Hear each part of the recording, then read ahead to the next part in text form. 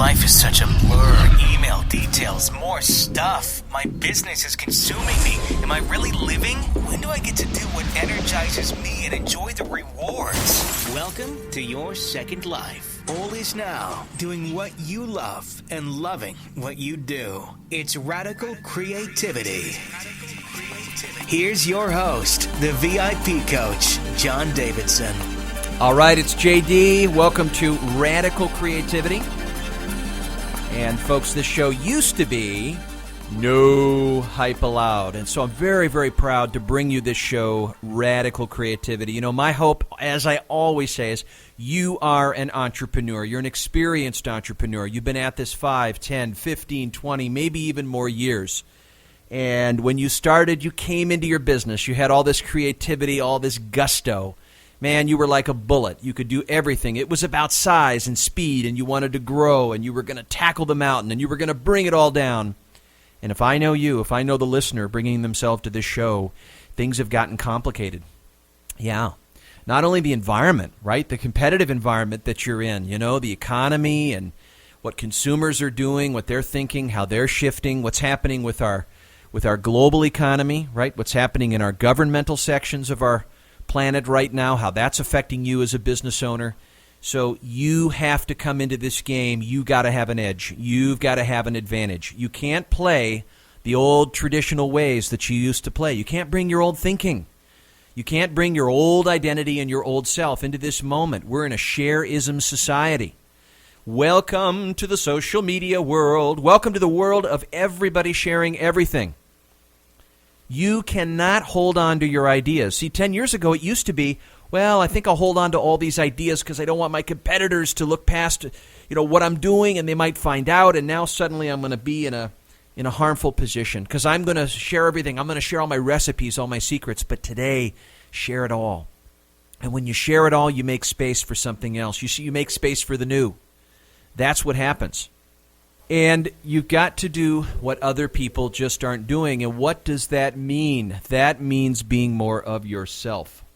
Yeah, that's right. You got to be more of yourself. It's not about being like someone else. See, that's the old idea. Oh, I've got to go mirror. I've got to go copy someone. Geniuses are not copycats. Geniuses are not copycats. I hear this all the time. Hey, JD, I don't want to reinvent the wheel. Come on, man. Let me go find a system. Let me go find a system that already works. I'll just duplicate it. Yeah, that was great for someone else's goals, but guess what?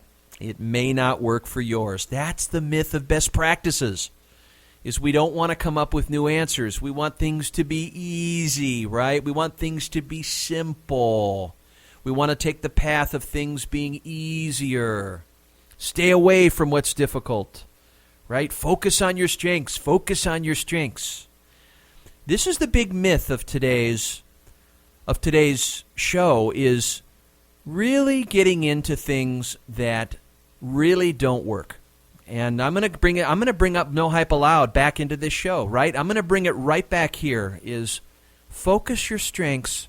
Is it really a good idea? How does it stand up? We hear this all the time. Focus your strengths. So let's really look at that. And as I look at it, of course, I'm in all these sessions all week. I got 25 coaching sessions. I got 100 coaching sessions a month. I'm on the phone with these clients 6,000 minutes a month. So I bring a lot of examples to what this is that we're talking about. I have clients that try to focus their strengths. Here's the problem with focusing your strengths. It's at odds with a lot of times what you want to create. Right? You want to create a business, and you got to acquire all these new skills that creative process invites. For example, if I'm wanting to create a great team, but I currently know that I don't really understand the structures to creating, leading, making great meetings, getting people involved, developing them, I may not have all those skills. Now, what do I need to do? Well, I'm the leader of this organization. I'm going to need to run some of those meetings. That's not something I can delegate. Or hiring and sourcing and recruiting great people, finding a good set of people that fit my values, that fit the values of this business. Those are things that I can't hand off. So what do? Well, let's say I'm not strong in that. What do? Do I bypass that? Do I say, well, I don't want to hire, or, I'll do it half-ass? No, you won't. You'll need to learn, acquire, get new knowledge increase your capacities to rise to the occasion of your challenge. You've got to bring your skills up to your challenge. The problem I have with strength focusing is it's a coping mechanism. And it's a way of keeping things the same. It actually retards growth a lot of times because we're so hypnotized by staying with your strengths, that we reduce the capacity to really learn. Learning means we take our skills and we make them commensurate with our challenge. And when our challenge is that far above and beyond our skills, we're called upon to make some changes. Now, I'm not saying that we go to work on all of our weaknesses. But if I want to master piano and I want to be a piano player, I've got to learn how to play the piano. And I don't need a shrink to do that. And I don't need to sit and say, well, I got these things that are good, these things that are not good. I'm going to stay right here. Yeah. I'm going to defend this at all costs. I'm going to operate from this right here. And we become so locked into our strengths. In fact, we get almost so good, so excellent at our strengths, that sometimes the changes that are going on right outside of us are needing us to adapt. But we're stuck holding on to our strengths. In fact, everyone is helping us hold on to our strengths. If you're a doctor listening to this program, you know what I'm talking about, right? You've gotten so great at your type of surgery. You've gotten so great at your craft that you got the whole universe calling you, referring you, obedient to you. They want to come back again. They want to utilize you again. You know, they're clients that are holding you back at that level. I call it the excellence trap. The excellence trap. So you get a big roof over your head, and then you get your kids to the best schools, and then you get into debt. And the next thing you know is all the next best opportunities are occurring. There's great changes on the horizon. There's maybe new capacities. There's new products. There's new markets. There's new business opportunities. But you just can't get to it because you've become so masterful in what you're doing, so locked into what you're strong at again and again and again. You become so conditioned in it that you've just outdone yourself. You've just locked yourself out of the next chapter. You know, you've kind of put up the wall and you can't jump over it to get to the next dwelling. And then what you're faced with is now you have to put all your status and you have to put all your comfort and you have to put all your safety at risk to go to that next level. And that's very often what happens is you get so trapped inside what you're excellent at, but you're not energized by it. It's not the thing that really inspires you and fascinates you. Man, I hear this day in, day out with potential clients coming into the VIP coach. JD, I'm locked in. You know, I've got my shackles on my ankles, and I'm locked into a certain set of skills and abilities, and everyone's holding me to it. And I don't know, how long is it going to take for me to shift the awareness, the brand that I've built? You know, I built myself into a corner. I'm in a cul-de-sac. Where do I go? How do I get out of this? Does that sound familiar to you, Mr. Listener? Because that's where we have to go into the no hype allowed piece. This piece of hype about strength focusing is way overrated. Is it really about strength focusing, or is it about creating what really, really matters? And also harvesting opportunities. Because I got news for you. In this volatile world that's so uncertain and ambiguous, we got to be agile. And if we're so focused and hung up on strength focusing, we miss the agility needed to stay with the emerging opportunities. We got to plan at the speed of change. We got to reflect in action, right? We got to reflect while we're acting. We got to be on the run, reflecting at the same time, kind of adjusting our actions, building it brick by brick. And as old forms, old identities, old concepts, old programming internally, externally, old business forms, old technologies, old things, old structures, old relationships that want to phase out, it's a process of beginning and ending. The problem is that we've prevailed on our strengths. We've gotten locked into a financial comfort with it. We've gotten into being comfortable traditionally with it. And then again, focus on your strengths. Don't wander outside your strengths. Don't get your butt kicked. Focus on your strengths. Delegate everything else. It's good to a certain point. But then it's up against what we really want to create, or really what wants to happen, what's waiting in us to be born. We just can't seem to step out of that and step in. We're just locked in. So what are some of the steps? What do we do in the VIP Coach program? How can I help you, the listener, kind of get a sense of a clear way forward on how you would make that transition if you did? And so I think I've described more or less the current state. And my guess is that your income is plateaued probably over about a 2-year period. That's when you know you've really hit this excellence trap and your head is against the ceiling. You can't go any further. And more you're just feeling exhausted. You're running on empty. You're in the reserves on your tank. There's not a lot of creativity. It's just feeling more and more mechanical. You're more reactive than ever. And you feel like you're wasting time. And then you have this other question that goes, hey, what am I going to do when I grow up? What do I really, really want to do? How can I get to what fascinates and inspires me and engages me at a higher level? So we see this discrepancy between the current self and the future self that is just knocking and screaming outside the door to come in. But we can't say yes. We can't turn the knob. We can't open it up because we're occupied by what's always worked. So what do we have to start doing? Well, number one is you have to recognize this is what you have. This is what's really going on, is that there is a great distance between what you actually have and what you want to create. And being really, really honest about that you're stuck, that you're engulfed, and that you don't have answers, you don't know what to do, and the light bulb starts to go on. Because until you recognize where you're starting from, you're not about to change anything. See, there's no inflection point until you recognize point A.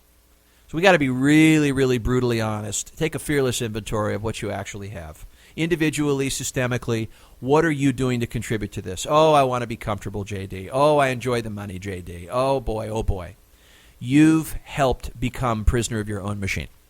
Now, I'm not blaming you entirely because a product of your very success has this pushback built into it. It's just not a product of how you did yourself in, right? So you're not a victim only of yourself.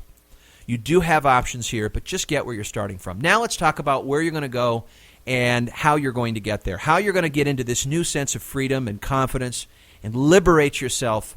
What are you going to do? So number one, what you're going to do is you're going to take stock of the team that you have. And you're going to take an inventory of who your leeches are and who your capable players are. Every team has 20% that produce 80% of the headaches. Maybe we need to look at that piece first, is who are you holding on to that's really lame? They're a lame horse. It's time for them to go. And just as much as you've been holding on to your strengths, you've been holding on to them too.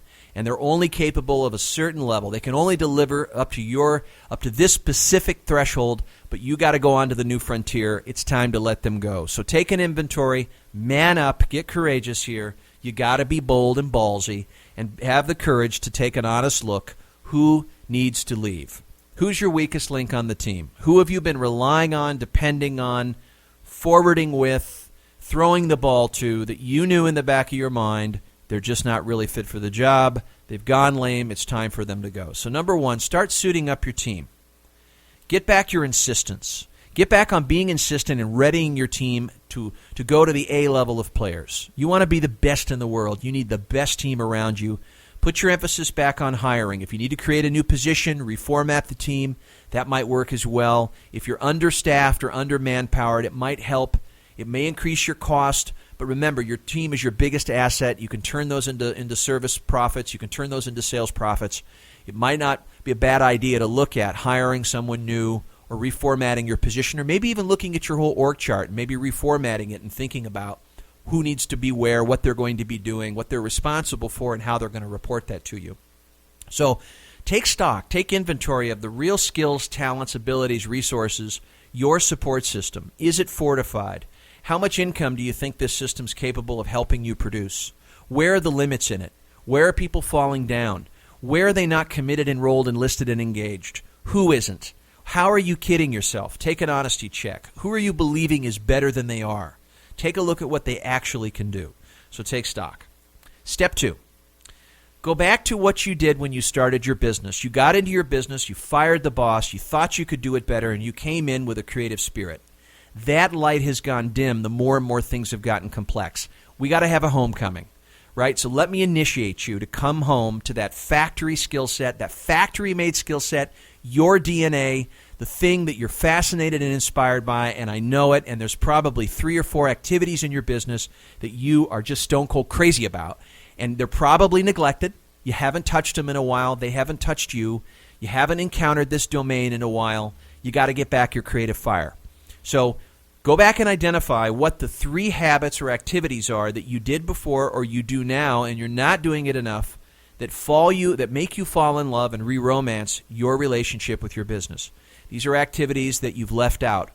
Also look on your personal side. What have you been neglecting? Maybe you've let go of piano. Maybe you've let go of guitar. Maybe you let go of golf. Maybe you let go of other activities, boating, things that they resonate with you, things that energize you, things that get you excited and live real life.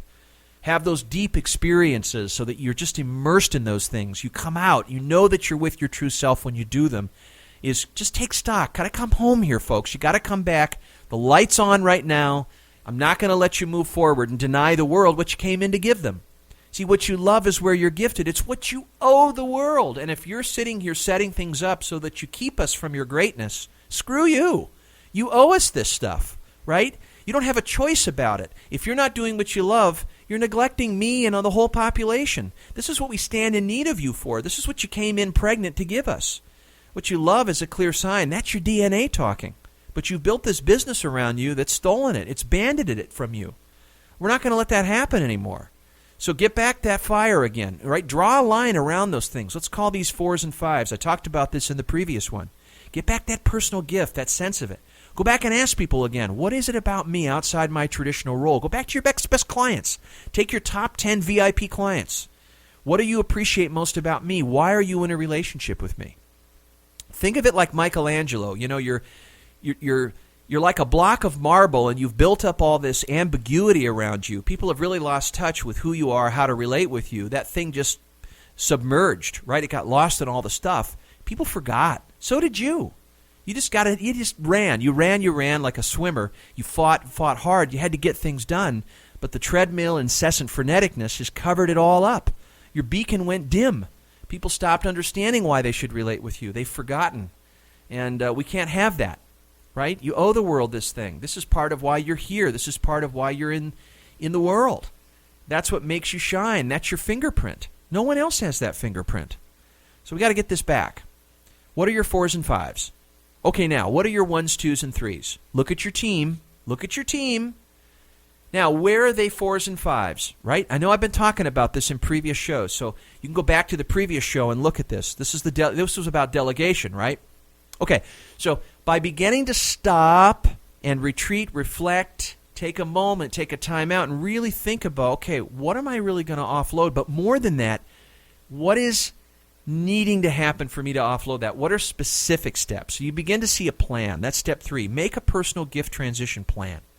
You got your cross-section inventory. You know all your 1s, your 2s, and your 3s. Not your 4s and 5s. Not your personal gift. Not all the areas that energize you, but the things that de-energize you. And you begin to create kind of an understanding, a set of systems or steps that need to be documented and written. And I know you're saying, oh, JD, this is a lot of work. But you know what? Your future's talking. How important is it for you to liberate yourself, to get back that creative purpose, have that freedom, be able to enjoy that freedom and lifestyle and growth that you came in to get? We got to get back there. We got to get back home. My job is to tap you on the shoulder and say, what the heck are you doing? You forgot. You fell asleep. So I'm going to take a break. I'll be right back. Stay with us. I'm going to give you the second part of how you're going to make this transition out of the excellence trap and get into a whole new level of freedom. And it's starting right now with your support structure. We're also talking about technically, how you're going to do this, how you need to set up the expectations and write down, document the specific steps, systems that you're going to automate so other people are going to be trained, recruited, and motivated and hired. So they're going to take delivery. They're going to actually run with it, but they're going to run with it in a meaningful way. But I'm going to give you the other part when we get back. Stand by. Having a life where you have the creative freedom to do what you love and to offer the world something that only you can bring to the table. That is the world of high-level performance with John Davidson. That is the world of radical creativity. That is the world that you can be a part of when you realize all that is holding you back is you. Begin the journey through one-on-one coaching that gives you the finesse for business and lifetime achievement, and find your place on the roadmap to high-level performance today. Visit highlevelperformance.com.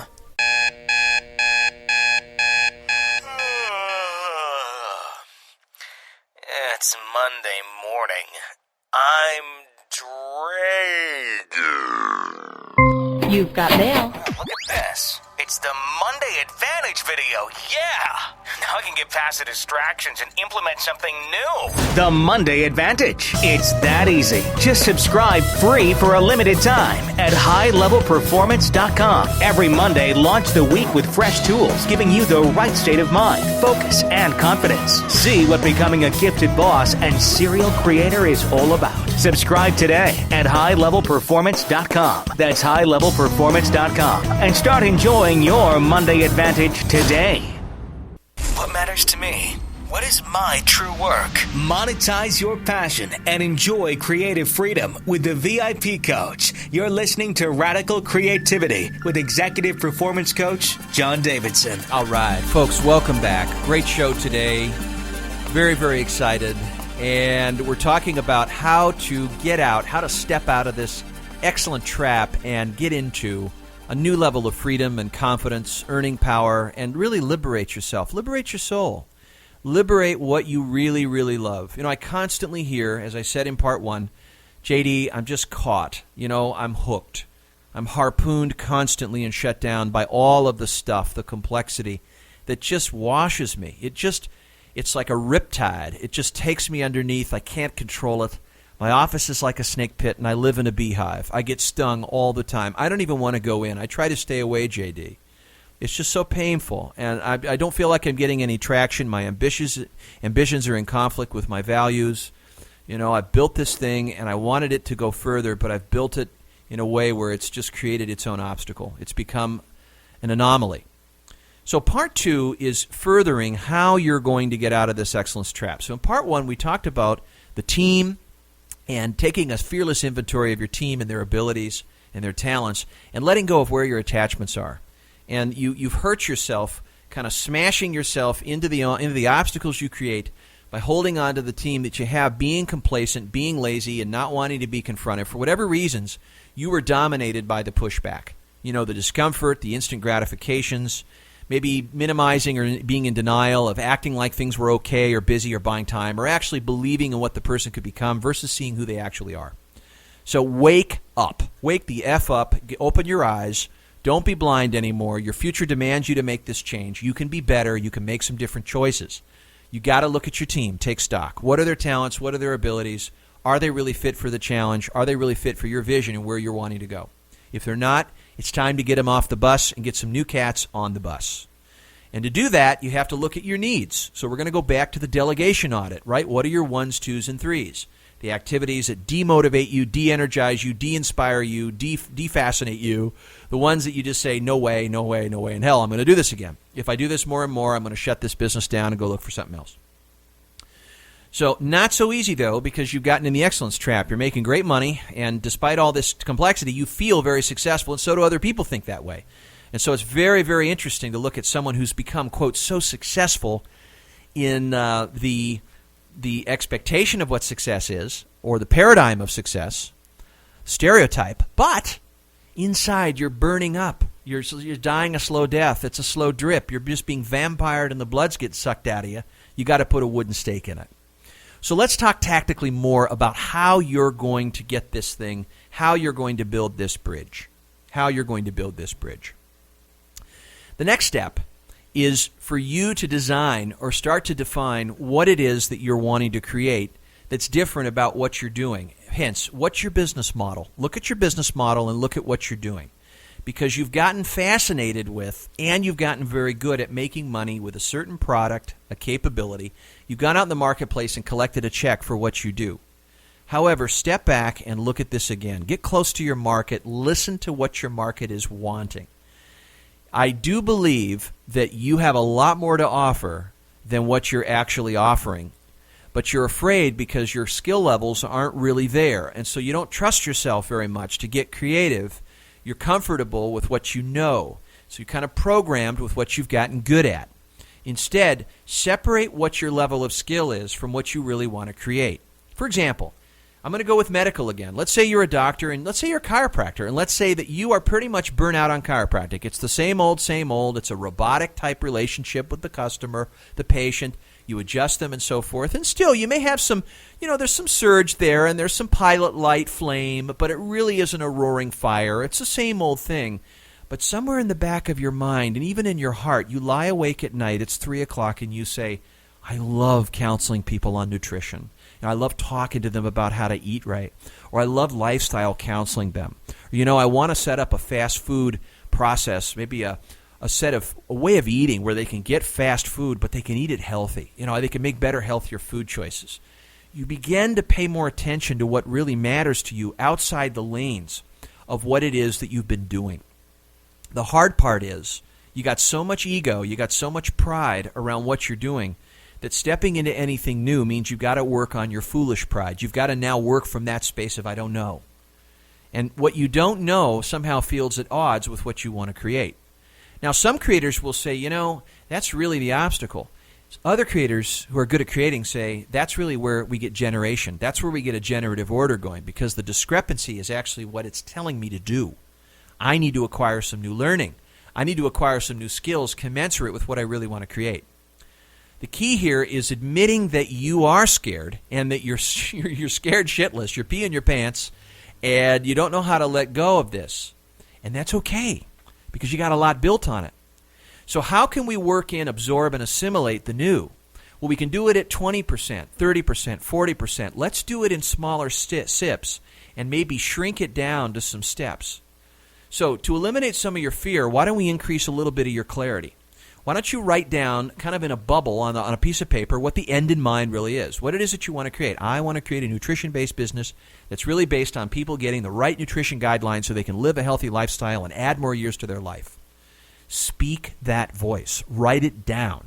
When you write it, it's out of your mind. You've taken it out of arguing with your concepts and actually putting it down as maybe a committing idea.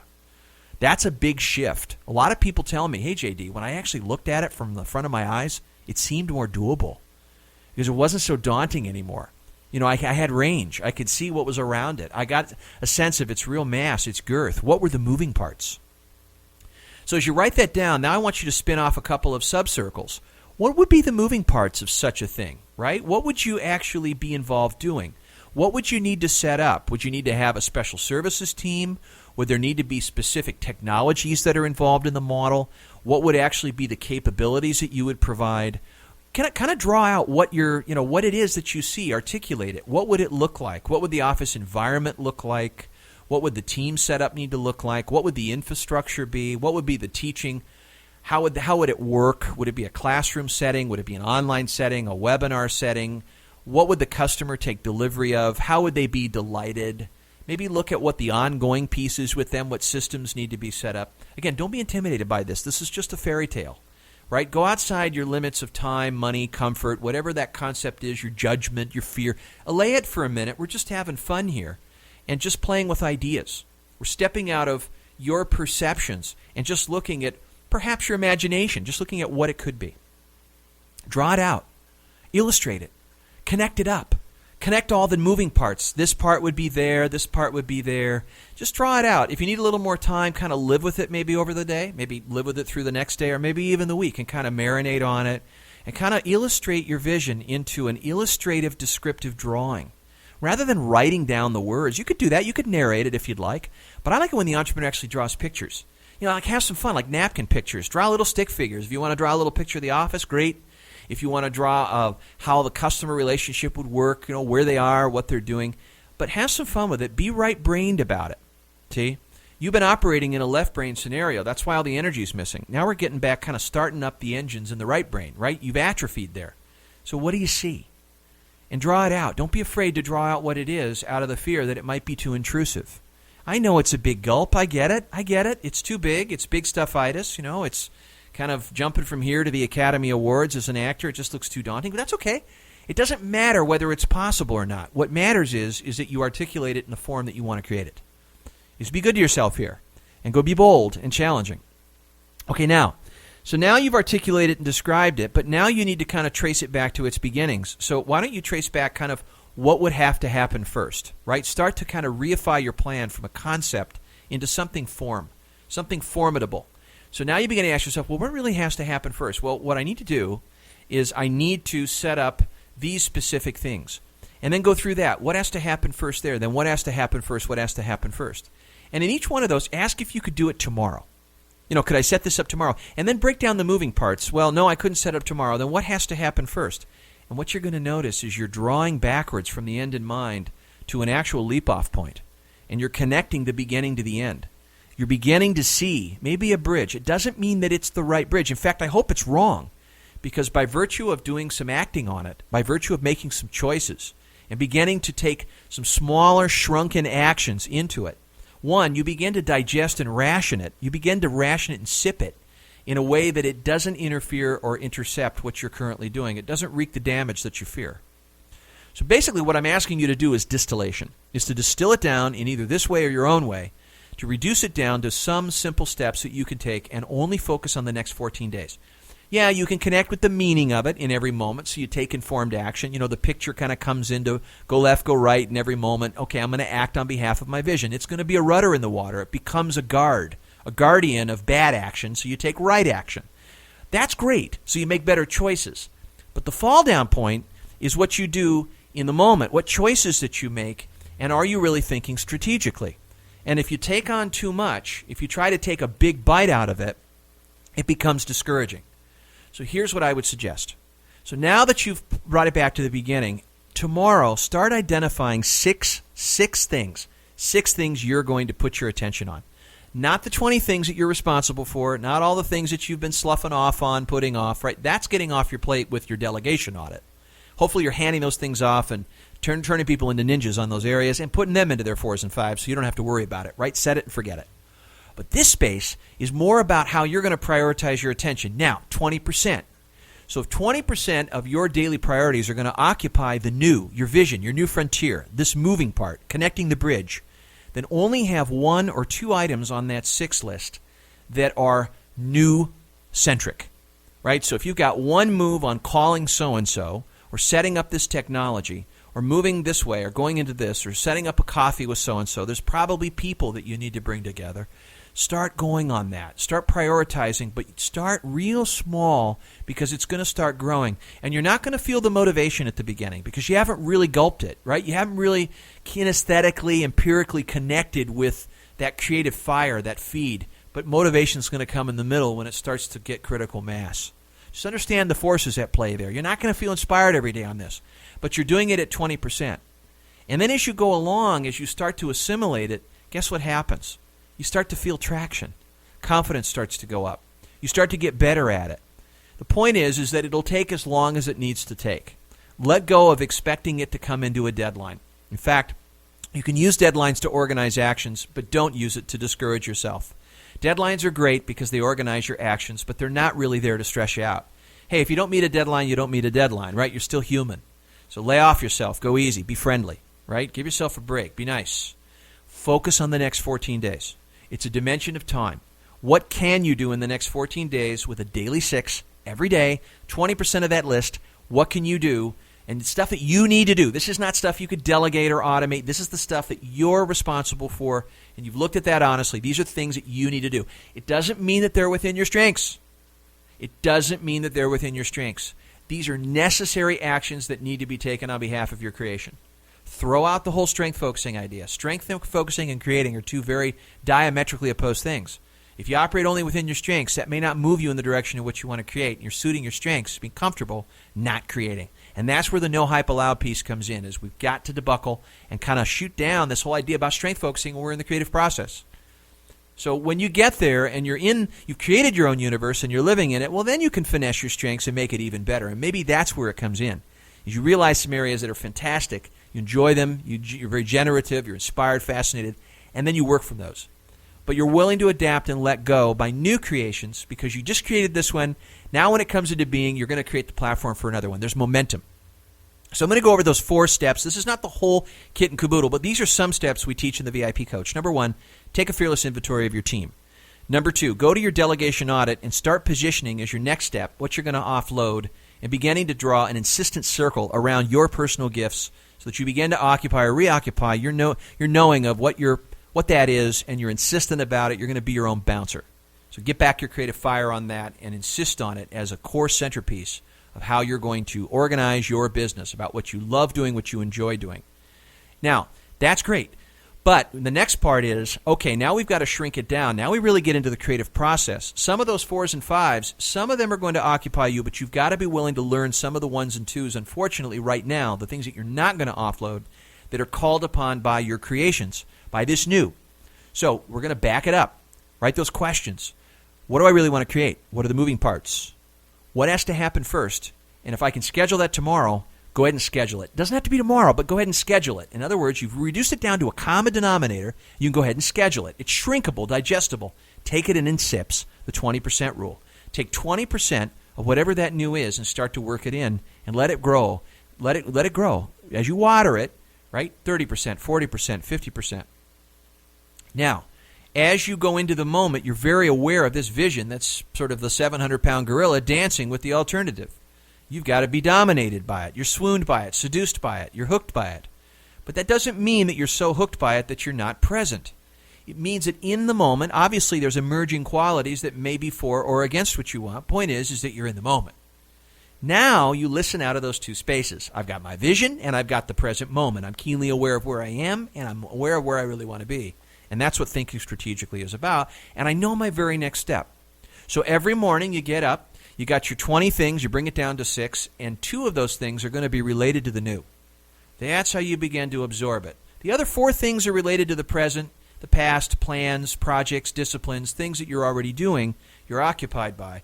But you start with just 2, then 3, then 4, and you'll know when it's time to occupy yourself by more of the new. It's a process of negotiating organically with what the universe is allowing you to do and what you want to do. Your intention and your attention. That's what you put at the center of your awareness every moment. Your intention gathered against your attention. Now, those are some of the key steps. Now, you're probably asking yourself, yeah, but JD, I could use some accountability. I could use that reminder, that tapping on the shoulder. I could use a climbing buddy that will help me battle the dragons when I get off course or get back up again or recover because I get to have wide swings. That's why you need a coach. Coaching is a lifestyle choice. It's not a problem-solving model. Just because you're having struggles is not why you reach to get help. You either see collaboration and teamwork as the way forward or you don't, and that's a product of your maturity. That means you're willing to be wrong and you're willing to suspend your answers and share intelligence with another. And in modern day, 2 people are more intelligent than 1, there's no question. You're in a time of shared intelligence. This is the era of shared intelligence. Going social has become the new norm. It's become the new now. So you either do it or you don't. You want to be a rugged individualist and be the lone gunslinger? Well, then you can abuse yourself, but you may need some help. And I would be Goose and you'd be Maverick. So I highly recommend that you hire a coach, someone that you can pay to be honest with you, not be your friend, and give you the no-nonsense bottom-line feedback to go to the next level. These things are not easy. That's why there are coaches. There are a lot of hooligans in these systems that you face, as you know. And there's blind spots, and that's what will hurt you. By having a coach, you'll be able to see the entire playing field. So that's my plug on coaching. If you'd like more information about coaching or you'd like to apply for our VIP coach program, go online to highlevelperformance.com. That's highlevelperformance.com, highlevelperformance.com, or call 714-375-6624. Great show today, folks. I'm going to be wrapping up here until next month's show. This was Radical Creativity with John Davidson. If you'd like more information about our books online, you can go to Amazon.com and look up John Davidson. Appreciate the opportunity to have shared this time with you folks. Have a productive week. Don't forget, you bring something to the world that no one else can. Your job here is to harvest your creativity, to harvest all your creative freedom, because the world really stands in need of your willingness to step in and be authentic, to be more of you and be competitive, and to live on purpose. That's what you owe the world. That's what we all really, really want from you, is just more of who you are. Organize your business from there. You need to be great. If you're going to be in business, you might as well be the best in the world. That's the only way to play the game. Do what you love and love what you do, and become very, very masterful at what you have, and build a sustainable business. It's not about size. It's not about speed. It's about sustainability. Are you profitable? There's a lot that goes into it. Have a great week. I'll talk to you later. Grow your business and grow as a human being with these captivating books authored by the VIP coach himself, John Davidson. The Day I Built My Barbecue is about creative freedom. Learn how you can not only live well, but also grow a thriving business at the same time. John shows you his step-by-step technique with the principles, strategies, and steps to move from a business operator to a business owner. The day you build your barbecue is the day we all wish for. Totally free of distractions. Totally available to living well. fully present. Then don't miss Unstoppable You. It's about creative value. When we do what we love and love what we do, we discover ways to make our business more fun and monetize our passions. Through stories, tools, and steps, this book will help you bring something to the world that no one else can and bridge your most unique talents to the deepest aspirations you have of the future. And stand in the presence of all you are. It's about creative purpose. What does it mean to live on purpose? How do we work with the mystery that life presents us at every moment? In this book, John shows us through the silent spaces in life how to connect with our innermost sacred projects and passages. You'll learn how to bring the work, language, and presence of the soul into everything you do. Visit highlevelperformance.com to pick up any of these books in paperback or Kindle editions today. That's highlevelperformance.com. For more tools on how to liberate your gifts, become more valuable, and on purpose through radical creativity with executive performance coach John Davidson, visit highlevelperformance.com and be sure to follow John on Facebook. Check back soon to continue the journey toward radical creativity.